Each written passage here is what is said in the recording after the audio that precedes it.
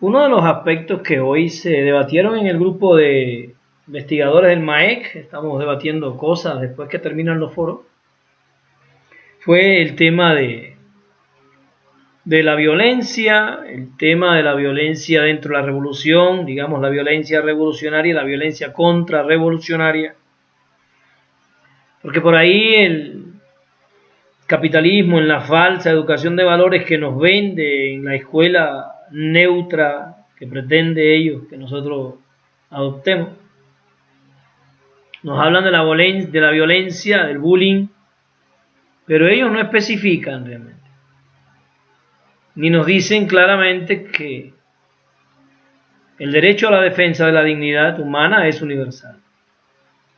Si a usted alguien lo agrede, usted tiene derecho a defender su dignidad. Si alguien invade su país, usted tiene derecho a defender a su nación. No es posible.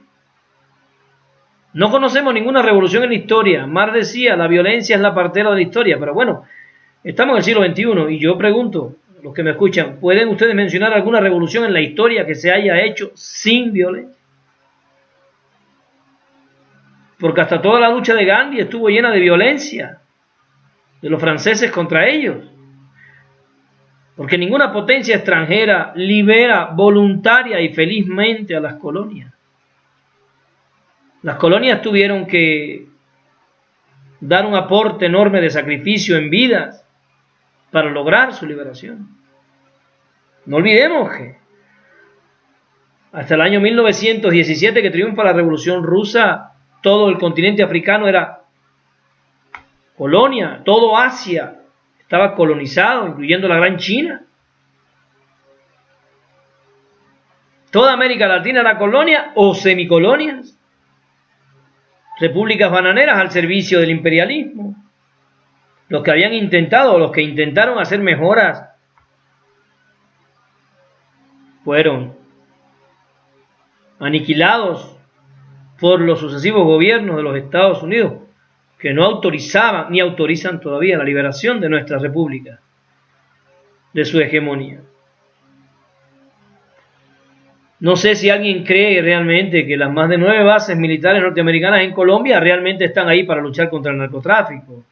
Hay una pregunta interesante. El país que tiene más bases es el que tiene más narcos. Bueno, ¿cómo es esto, no? ¿Cómo es que funciona el narcotráfico? Que los norteamericanos tienen ahí todas esas bases y no lo controlan. El narcotráfico es un negocio de los Estados Unidos. Y las bases están ahí precisamente para proteger al narcotráfico y para hacer puntas de lanza contra Venezuela. Entonces a veces escuchamos a grupos de compañeros muy bien intencionados que nos dicen los lenguajes de la guerra de los gobiernos de izquierda. Y ahora parece que Nicolás Maduro y el gobierno de Venezuela tienen un lenguaje de la guerra. Y que el gobierno cubano tiene un lenguaje de la guerra, ¿no? Ahora resulta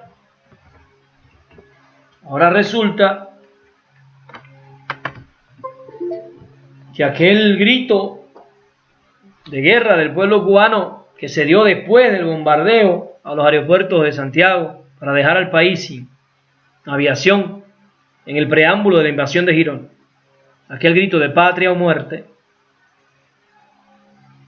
es un llamado a la guerra, a la violencia.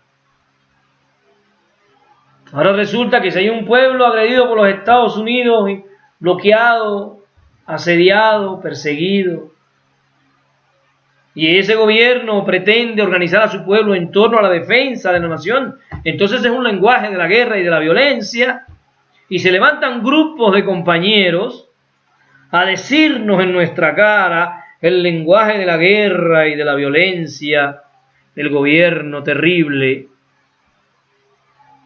de Venezuela. ¿Y cuál es el pecado? ¿Cuál fue el pecado de Hugo Chávez Frías?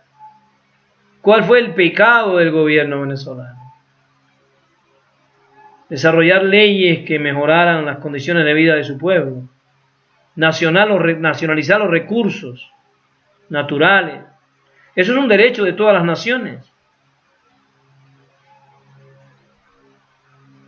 ¿Cuál es el país latinoamericano que es dueño de los recursos mineros en Estados Unidos, en Alemania, Francia, Inglaterra, España? Ninguno.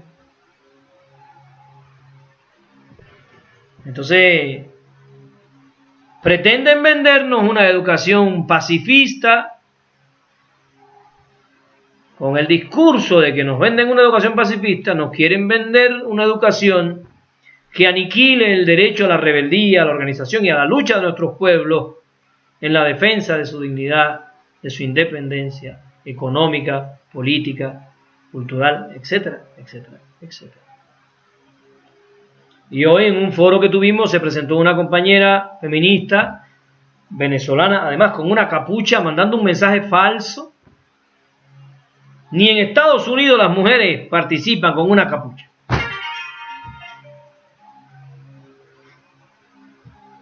Nos quieren decir que el gobierno venezolano está persiguiendo a las mujeres. Eso es un discurso, eso es un mensaje simbólico totalmente falso. Entonces, yo creo que si vamos a tener pensamiento crítico, la primera misión es separar el discurso del imperialismo, de los proimperialismos, de los lacayos del imperialismo, de la gente que le sirve al imperialismo, su ideología de divide y vencerás, del discurso de la izquierda. Porque la izquierda debe criticar los procesos revolucionarios, pero desde la militancia revolucionaria. La izquierda debe criticar los errores de los procesos de transformación social, pero desde la militancia de transformación social, no desde las gradas. Entonces, ¿violencia de qué? A estas alturas de la historia me van a decir entonces que Zapata era un tipo violento, porque se levantó con las armas contra Porfirio. Y Miguel Hidalgo era un tipo violento porque Miguel Hidalgo no optó por una vía asertiva para expulsar a España de estos territorios. La historia hubiese sido diferente si Miguel Hidalgo, Morelos, se hubiesen reunido con España para hablar asertivamente de nuestros derechos a la independencia. Los hubieran matado a todos, como pasó cuando los agarraban, los asesinaban, los decapitaban, colgaban su cabeza en una jaula por años, ahí para que todos vieran el escarnio de aquellos que se atreven a rebelarse. ¿Qué le pasó a Tupac Amaru, a Tupac Katari, Martí, Bolívar, Sucre, Che Guevara? ¿Qué les pasó a todos aquellos que se levantaron a pelear por la independencia y por la dignidad y la libertad de sus pueblos? ¿Acaso el imperialismo nos deja espacios para la discusión? Incluso cuando entramos en el juego electorero del pluripartidismo y ganamos como en Bolivia, miren lo que hacen. Cuando era seguro que íbamos a ganar en Brasil con Lula, mira lo que hicieron. No podemos realmente pensar en hacer una revolución real sin riesgos, sin sacrificios. No se puede conquistar la libertad a costa de nada. Hay una frase de Martí muy clara para los cubanos. Martí decía: la libertad cuesta cara y hay que estar dispuesto a pagarla por su precio, o a resignarse a vivir sin ella. Le damos las gracias por estar con nosotros, por seguirnos, por permitirnos estos pequeños intercambios. Nos vemos en la victoria. Nosotros no tenemos de otro. La victoria es nuestro credo. Me despido como Susi, mi hermana. Chao. Pescado.